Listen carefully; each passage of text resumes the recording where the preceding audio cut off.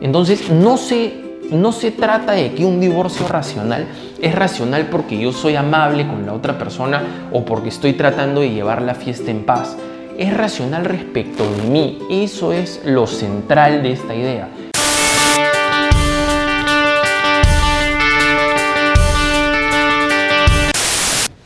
¿Qué es el divorcio racional? El divorcio racional le llamamos a ese divorcio en el que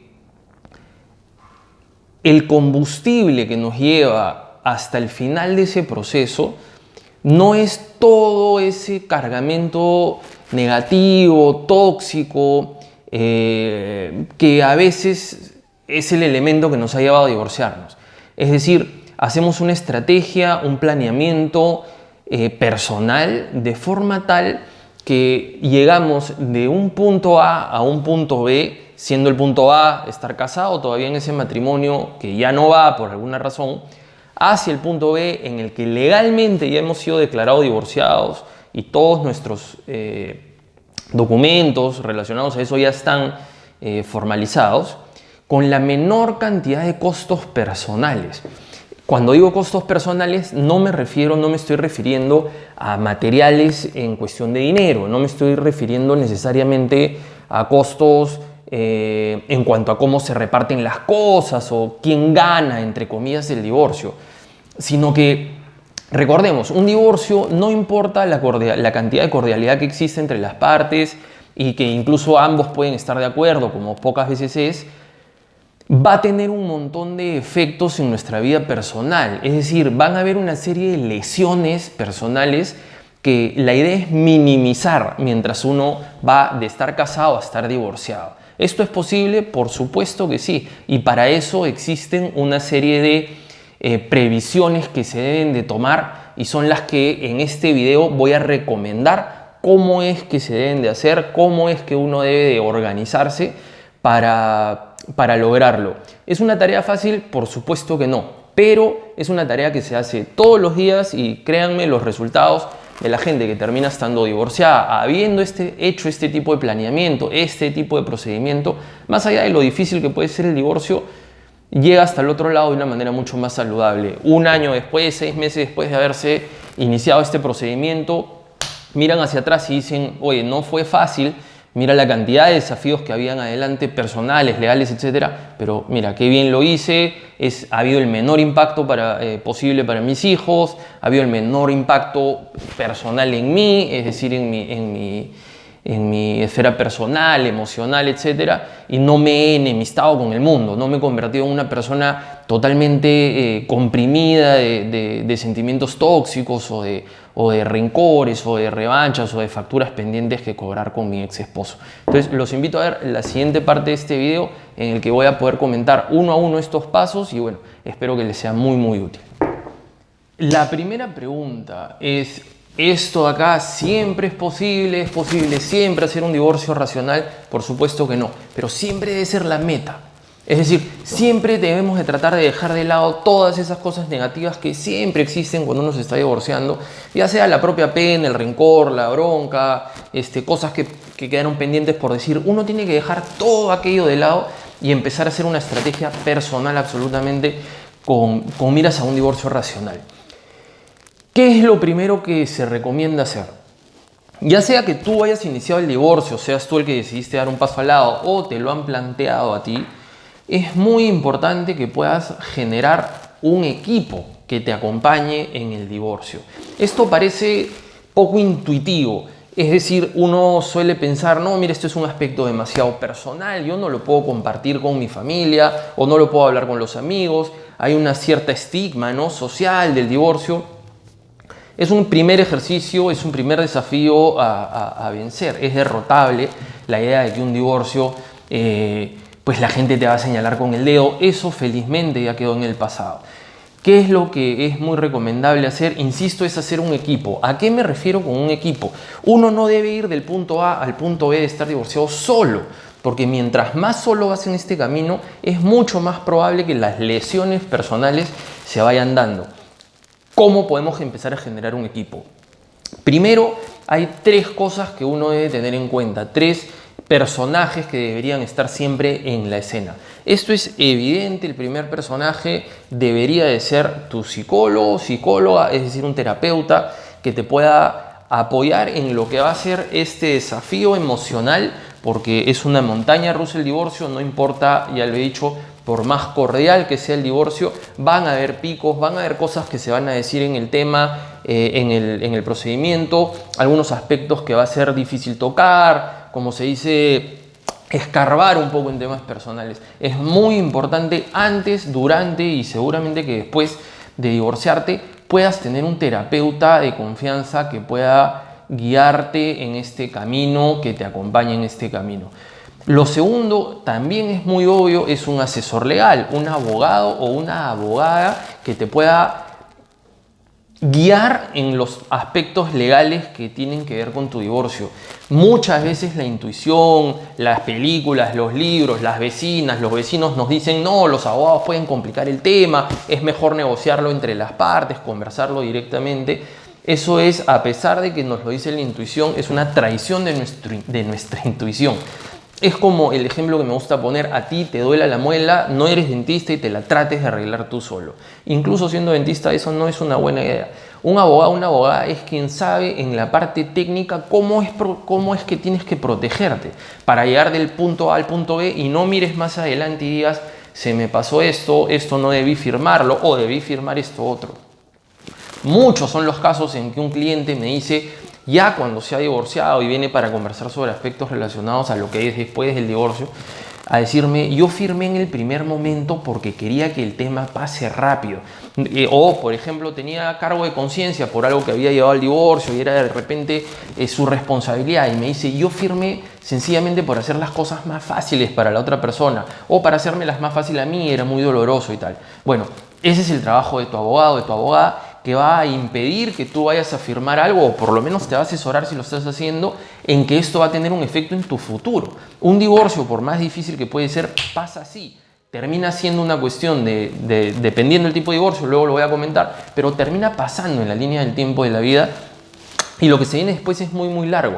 Y los efectos legales que hay al momento que lo haces, pues se quedan en el tiempo. Entonces el abogado también es muy importante. Y lo tercero es, si eres una persona espiritual de alguna forma, y esto no necesariamente se limita a un sacerdote, porque no necesariamente eres una persona católica, pero puede ser un sacerdote, puede ser un guía de líder de otro tipo de religión, puede ser tu chamán, puede ser, hay gente que se convoca con la naturaleza o con un amigo que tiene un coach que tiene la capacidad de ayudarnos en esa parte a la que le llamamos espiritual, llámala como quieras.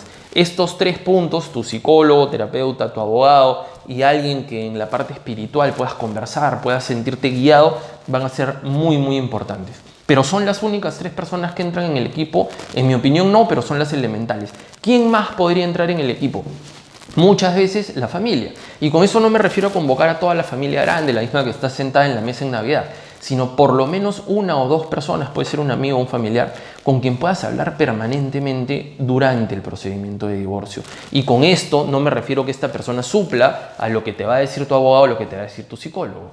Me refiero a que es una persona que sencillamente te pueda escuchar, sin que sea una persona a la que le estés pagando, sin que sea una persona orientada profesionalmente. Simplemente esté ahí para ti, para llegar del punto A al punto B. Eso es lo primero. Convoca a un equipo, diles, voy a pasar por este divorcio, esto es un tema que a mí me va a tomar determinada cantidad de tiempo, necesito de su apoyo, y vas a ver cómo este equipo hace que al final del panorama estés bastante mejor que si no lo generas. Otro tema muy importante es, ok, para yo hacer el divorcio racional, ¿puedo hacerlo yo racional sin que la otra parte esté en esa misma línea? Es una pregunta que se cae de madura. Lógicamente, lo primero que te vas a preguntar si estás escuchando este video es, claro, ¿yo qué me gasto tratando de hacer todo de manera racional si es que del otro lado la otra persona no tiene las mismas intenciones o el mismo espíritu de que esto sea un tema racional? Pues lo primero es tener una conversación con tu esposo o con tu esposa con la que te vas a divorciar. Esa conversación, ¿cómo es recomendable tenerla? Primero, sobre todo si es que existen hijos en la casa, esta conversación no debe llevarse a cabo en el hogar, no debe ser en la sala de la casa, no debe ser en la cocina de la casa. no debe ser en el jardín de la casa, no debe ser mientras dejo a los hijos, me bajo un ratito y converso 5 minutos del tema. A esta conversación hay que darle la importancia y la seriedad y la solemnidad, si se quiere, del caso. ¿Qué es lo recomendable? Cita a esta persona a un café. Cítalo, te digo un café y no un restaurante porque el ejercicio de comer termina distrayendo. Vayan a un café y dile, mira, tenemos que conversar sobre cómo va a ser nuestro divorcio. Tú y yo tenemos que tomar esa decisión. No importa lo mal que nos llevamos, no importa lo que ha pasado, sea lo que fuera, incluso si el tema fue adulterio. No importa, hay que hacer un divorcio juntos y ambos podemos ser socios en este procedimiento por más difícil que sea. ¿Qué es lo primero? Encargarnos de tú y yo pensar que este divorcio no es una guerra. Primero que nada. Por tanto, el segundo punto es convoquemos asesores que no traten de sorprender al otro. Es decir, no convoques tú a un abogado que me trate de sorprender a mí y yo no voy a convocar a un abogado o una abogada que te trate de sorprender a ti. Es decir, tratándose de nuestra familia o del futuro de nuestra familia, que ahora va a ser, me refiero cuando hay hijos, ¿no? Que va a tener un impacto en nuestros hijos, en nuestras cosas y finalmente en nosotros mismos, no metamos una culebra a la casa, no metamos una rata a la casa. Es decir, convoca a una persona honorable, con eso no quiere decir que sea una persona, que tu asesor tiene que ser un asesor, digamos, absolutamente pues dado a firmar cualquier cosa, para nada. Puede ser una persona técnica y muy profesional y muy metida en su labor, pero que sea muy honorable y muy honesta. Eso va a hacer una diferencia gigante en que el divorcio sea un divorcio racional. Vamos llegando a eso. Lo tercero es a los hijos no los metemos. Es decir, yo no voy a meterle cosas en la cabeza a los hijos, ni tú tampoco, ni los vamos a utilizar de rehenes para tratar de apalancar las decisiones que pueden tomar cada uno de nosotros. Tenemos que tomar en pos de tener un divorcio racional, un divorcio de mutuo acuerdo, un divorcio pacífico en el que no existan atropellos de un lado para el otro. No metamos a los hijos, esa es la regla de oro y nosotros dos vamos a ser los únicos responsables. ¿Cuánta información le tenemos que dar a los hijos? Poca y concreta. Es decir, cuando me divorcio a los hijos se les dicen papá y mamá nos estamos encargando de esto no tiene nada que ver con ustedes, con todo respeto hijos, no importa la edad que tengan, no importa si ya son de 12, 13, 14 años, esto no les incumbe. Obviamente vamos a irles a ustedes contando de las decisiones que papá y mamá tomemos, pero no hagan que los hijos decidan para un lado o para el otro, a dónde se van, con quién están. Eso es absolutamente inconsecuente con lo que le conviene a los chicos. Lo voy a contar. Lo siguiente es, una vez que estas 3 reglas están seteadas, es decir, nos sentamos a conversar y decidimos juntos por un divorcio racional. Segundo, no involucramos asesores que nos traten de sorprender, no involucremos a alguien que sea negativo para nuestro proceso personal y familiar. Y lo tercero, no involucremos a nuestros hijos, dejemos que sean los asesores quienes conversen de un posible acuerdo. ¿Cuál es la diferencia entre un divorcio de mutuo acuerdo y un divorcio judicial? En este caso estamos hablando de un divorcio de mutuo acuerdo que se puede concretar en una notaría, se puede concretar en una municipalidad. ¿Mediante qué? Mediante acuerdos, que ahora voy a tocar en el siguiente video. Estos acuerdos van a ser todo el orden y la estructura para lo que va a ser el devenir legal de nuestras cosas, de nuestros hijos, el espacio, los alimentos. Lo voy a tocar en el siguiente video, pero es importantísimo, es indispensable que se tenga en cuenta que son los abogados quienes hablan, no nosotros dos que nos estamos divorciando. Cualquier otra persona en el mundo puede hablarlo menos nosotros dos. ¿Por qué? Porque nuestras herramientas de comunicación están disminuidas, están lesionadas. Justamente el divorcio viene de algunas razones que han hecho que nos distanciemos. Es importante saber que cuando las partes tratan de hablar lo que se los dice la intuición y decir, vamos a ver cuántas horas estamos con los hijos, cuánto es lo que se paga, hace que en esa conversación 99.9% de las veces salgan las facturas pendientes. Es decir, sí, pero acuérdate que tú hacías esto, o no, porque acuérdate que yo pagué la primera vez que salimos, yo pagué el postre, no, pero acuérdate que... Y empiezan a sacarse las cosas en cara. Los asesores no van a hacer eso, sobre todo si son 2 asesores con cierto nivel. En el siguiente video voy a comentar cuáles son esos acuerdos que tenemos que tomar, la importancia que tienen cada uno y cómo es que debes abordarlos para llegar del punto A al punto E mediante un divorcio racional. Si ya llegaste hasta este punto en el video, ya llegaste hasta este video, es posible que estés interesado en tener un divorcio racional o por lo menos saber de qué se trata. Podrías estar considerando divorciarte, puede que no, puede que tengas un familiar, un amigo que esté pasando por esto y estés buscando cómo orientarlo, cómo aconsejarlo, te pediría que te suscribas a este canal, puedas compartir este video de repente con alguien que lo necesite. Vamos a hablar de los acuerdos que se tienen que tener para un divorcio. Recordemos que estamos hablando de un divorcio de mutuo acuerdo. No se trata de un divorcio judicial, se trata de un divorcio en el que las partes están orientadas a hacerlo entre las partes y no mediante la intervención de un juez. Eso no quiere decir que no utilicemos abogados, por el contrario, hay que utilizarlos en todo momento. ¿Cuáles son los dos documentos esenciales que se tienen que firmar? Cuando hay hijos, el primer documento se trata del documento de conciliación extrajudicial, la famosa conciliación que siempre escuchamos. Esta conciliación no es un documento que solamente van a firmar las partes entre las dos y presentarla al notario o a la municipalidad, sino que este documento va a ser formalizado en un centro de conciliación autorizado por el Estado. ¿Es un centro de conciliación? ¿Es una oficina pública? No, son privados como las notarías, pero están autorizados por el Estado. Entonces, el valor de lo que ponen ellos, firman y sellan como conciliadores, tiene todo el peso legal. Tiene el mismo valor que una sentencia que uno obtiene después de un juicio de 5 o de 6 años, ¿no? Entonces, es importante este documento. ¿Qué contiene este documento?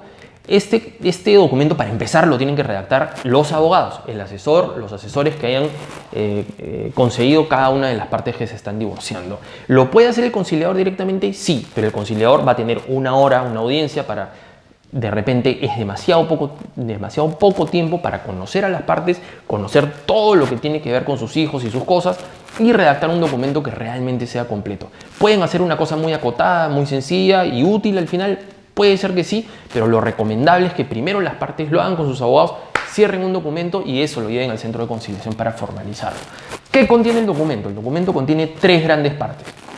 Lo primero es la tenencia de los chicos, es decir, cuando hay hijos se tiene que determinar con quién viven. Esa tenencia puede ser para una de las dos partes, el papá o la mamá. Normalmente es la mamá, no tiene que ser así, pero es lo normal, por las razones que todos podemos conocer. Y la patria potestad dentro del mismo capítulo. La patria potestad es el conjunto de derechos y deberes que tienen ambos papás. ¿Qué quiere decir? No porque vivan con la mamá, es la mamá la que decide en dónde estudian, qué religión profesan y que cuando se operan y cuando no se operan, cómo se cuida su salud. No, la patria potestad la pueden tener ambos. Y la tenencia es dónde van a vivir los chicos. Ese es un primer acuerdo que se tiene que tomar dentro de ese documento. Es tan sencillo como decir, ok, van a vivir contigo, pero yo tengo un régimen de visitas, o van a vivir determinada cantidad de tiempo contigo y determinada cantidad de tiempo conmigo y vámonos visitando mutuamente. Lo segundo es un régimen de visitas. Con un régimen de visitas, ¿a qué me refiero? Es ese régimen que le va a dar derecho a aquel de los dos que no tiene la tenencia de los chicos, el que no vive con los hijos, de visitar a sus hijos. Y eso no quiere decir solamente visitarlos en la casa de la mamá, sino que, dependiendo sobre todo de la edad de los chicos, también sacarlos de la casa de la mamá, llevarlos a otros lados e inclusive pernoctar. Es decir, quedarse a dormir en la casa del papá. Se le llama pernoctar. Muchas veces tiene que ver con la edad de los chicos. Es decir, cuando son, por ejemplo, es un bebito que te digo que tiene 2 meses, 3 meses de edad, es poco razonable de repente que los papás digan, ya, ok, duerme 3 noches contigo en la casa del papá y 3 con la mamá, porque el bebé está pegado a la mamá por la edad que tiene. De repente está lactando, etcétera, etcétera.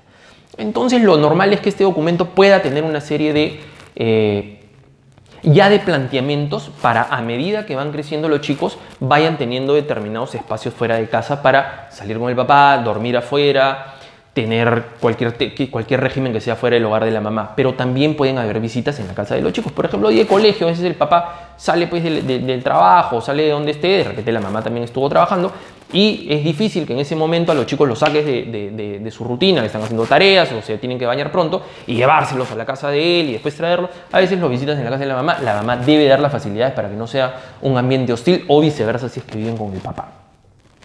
Ese régimen de visitas no debe de tener, y esta es la parte más importante, más énfasis que puedo hacer, no debe de estar regulado de forma tal que digan el papá visitará a los hijos cuando quieras, basta la coordinación con la mamá. Eso es dispararse a las rodillas, esto es, nos lo dice el sentido común pensando que es lo que puede funcionar, pero es todo lo contrario. ¿Cuál va a ser la consecuencia si hacemos que sea siempre podrá visitar previa coordinación con la mamá? Quiere decir que papá y mamá van a tener que microgerenciar todas las semanas cuando el papá visita a los chicos o cuando salen. ¿Qué es lo que tiene como consecuencia que microgerencien estos espacios? Que van a haber más oportunidades de fricción. Es decir, más cantidad de veces que tengo que negociarlo, que tengo que coordinarlo, es más la cantidad de veces que pueden haber diferencias en lo que se tiene que hacer ese día. Entonces, saquémonos de la cabeza que el tema debe de ser previa coordinación libremente. No, régimen libre, régimen abierto es todo lo contrario de lo que se necesita. Se necesita un régimen de detalle, es decir, que diga días de semana, fines de semana, vacaciones de mayo, de julio, de octubre del colegio, en verano, cuál va a ser el régimen de los chicos, qué días van a estar con cada uno, inclusive pueden poner los feriados, los feriados todo el mundo los conoce, qué feriados van a estar con cada quien, ese trabajo lo tienen que hacer con sus abogados. Tienen que establecer, por ejemplo, yo tengo que saber si en el año que viene es un año par o impar, puedo tener establecido que las vacaciones de los hijos de octubre del colegio son con el papá, entonces puedo planificar un viaje dentro de un año. O al revés, sé que van a estar con la mamá, entonces planifico un viaje personal porque no voy a tener a los chicos que van a estar de vacaciones con la mamá.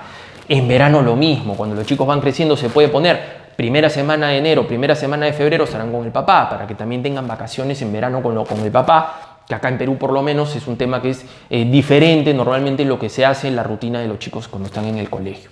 Lo mismo en julio, evidentemente.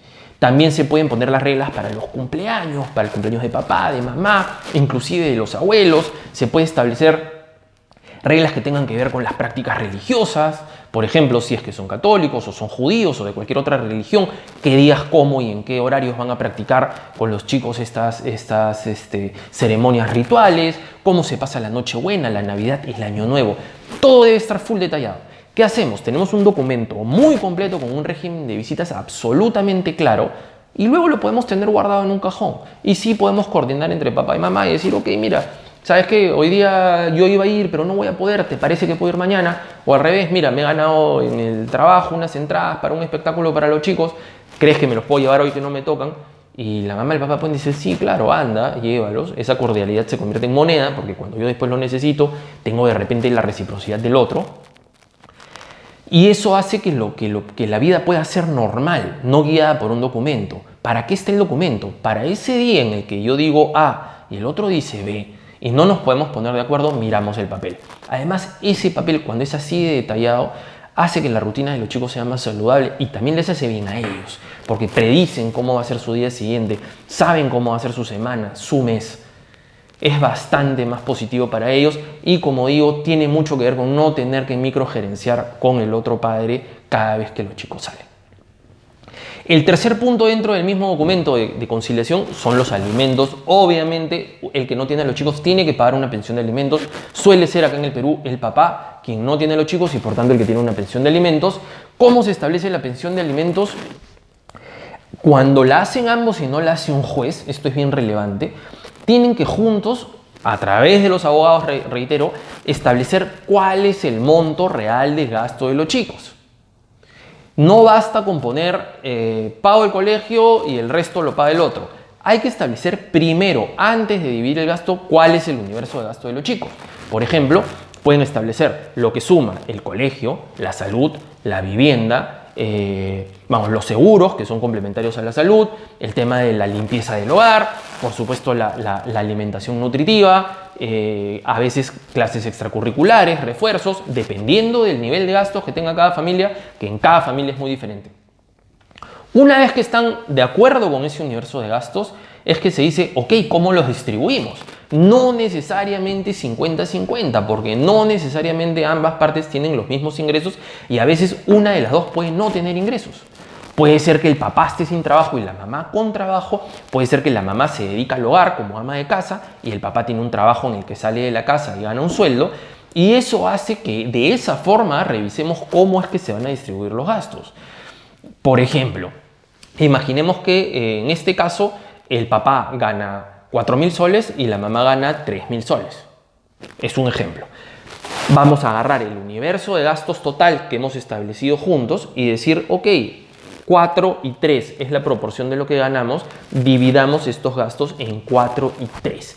Hay que el tema, no necesariamente, hay que darle a la persona que tiene a los chicos, que en este caso, en este ejemplo es la mamá, también un valor económico al tiempo que invierte en tener a los chicos en la casa. ¿Por qué? Porque elementos básicos del costo-beneficio, ese tiempo que invierte en estar con ellos, que es perfectamente natural y valioso, no lo puede utilizar en el mercado para ganar un dinero adicional como sí podría estar haciendo el otro. Consecuentemente, también se le puede dar un valor económico, no está regulado por la ley, pero las partes lo pueden acordar, y establecer finalmente cuánto es lo que cubre cada uno. ¿Eso quiere decir que el papá y la mamá tienen una pensión de alimentos? No. Quiere decir que el papá tiene una pensión de alimentos, que es el que no tiene a los chicos, la mamá no, pero se sabe que la mamá contribuye con ese valor, con ese determinado monto en determinados gastos. ¿Siempre tiene que ser dinero en efectivo? No. Es posible que el padre pague directamente algunos de los conceptos, como por ejemplo suele ser, se encarga del pago directo del colegio, de pronto un seguro, si es que hay una empleada del hogar, a veces dicen yo le pago directamente. Esto quiere decir que todo debe de ser así, no es lo más recomendable a pesar que la ley no lo limita. La idea es que como son impredecibles los gastos que pueden tener los chicos durante el día a día, haya por lo menos una proporción de la pensión de alimentos que sea pagada en efectivo. De esa forma se pueden cubrir temas típicos que salen de pronto, un gasto para el colegio, temas de movilidad, un taxi, temas relacionados a regalos, de pronto en algunos cumpleaños o lo que pudiera salir en el día a día.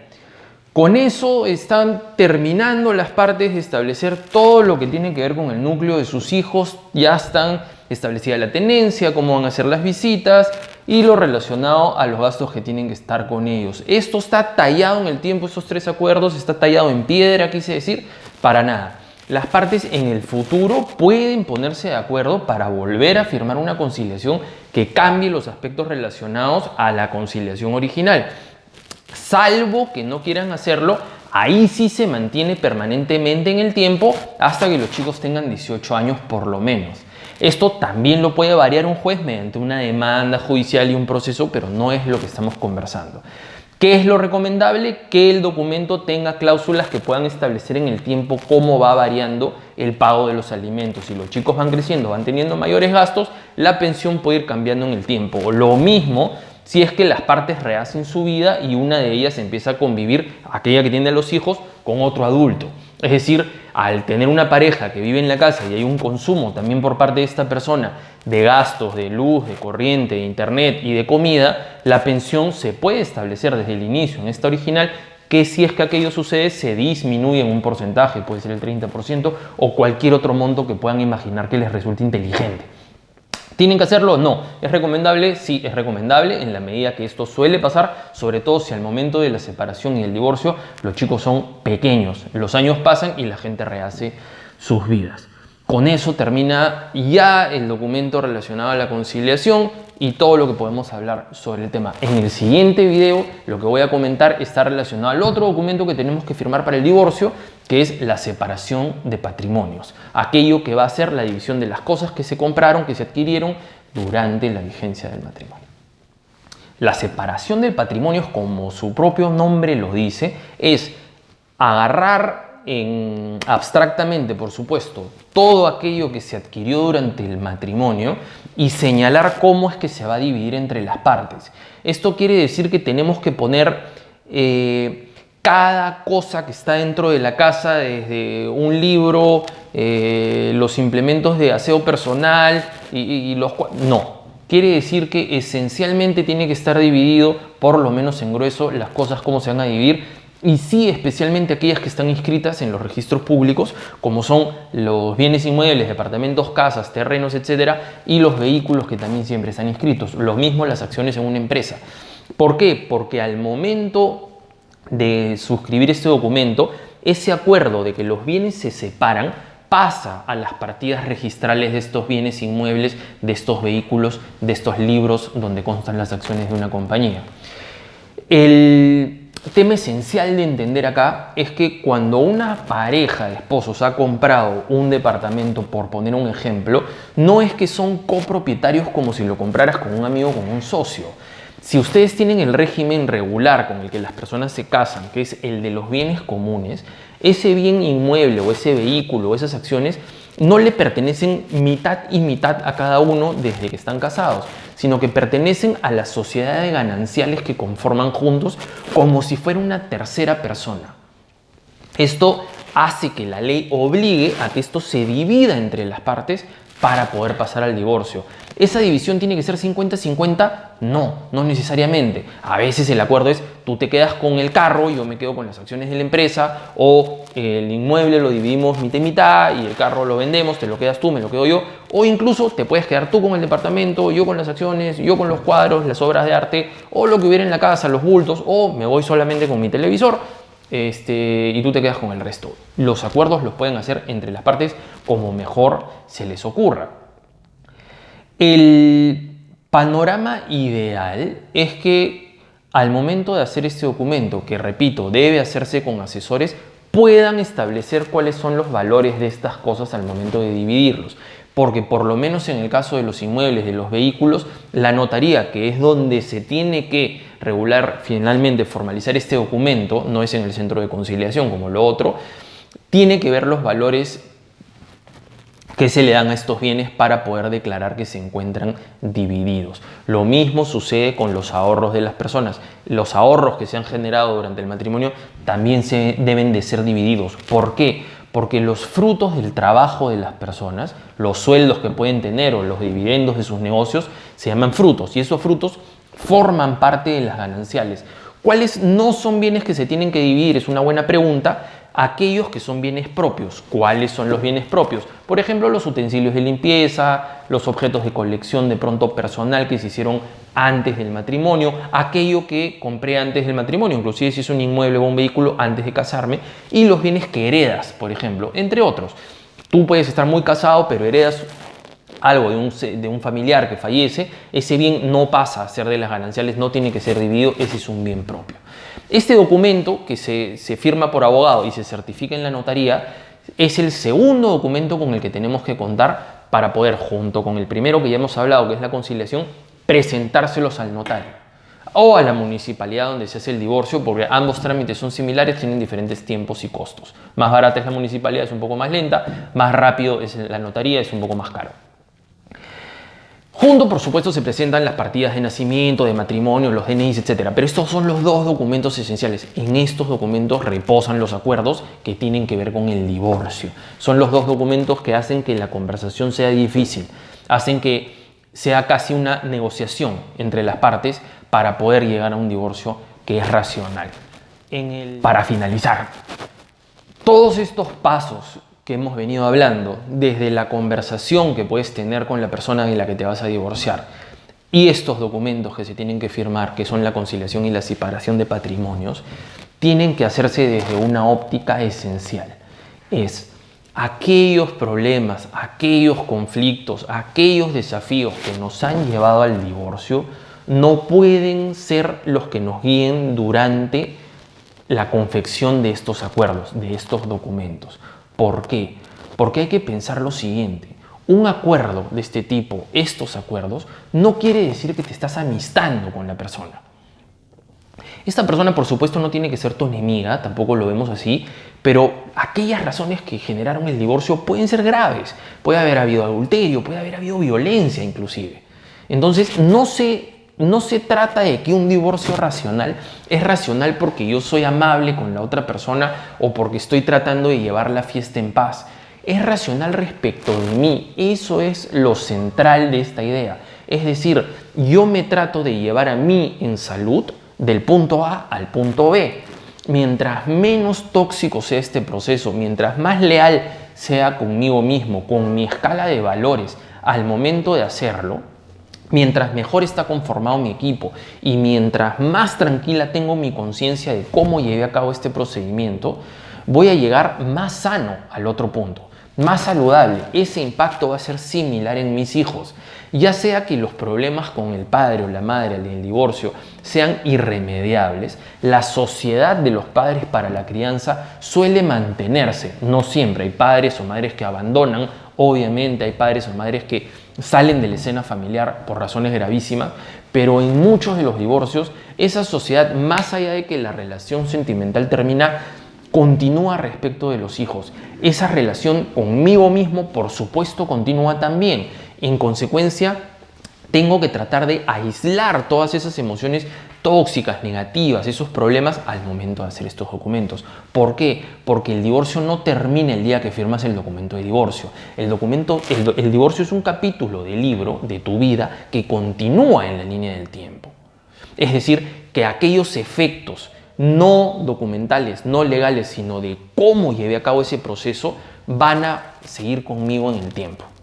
Consecuentemente, es lo recomendable un divorcio racional, es lo recomendable un divorcio en paz conmigo mismo, en paz con mis hijos, en paz con mi entorno, y eso depende de que lo hagas alejando los problemas que causaron el divorcio al momento de confeccionar los documentos, pensar en los hijos, pensar en uno mismo y mirar hacia adelante. Espero que te haya sido útil este video. Si es así, por favor, suscríbete a este canal y por favor, compártelo con alguien que consideres que también le puede ser útil. Muchas gracias.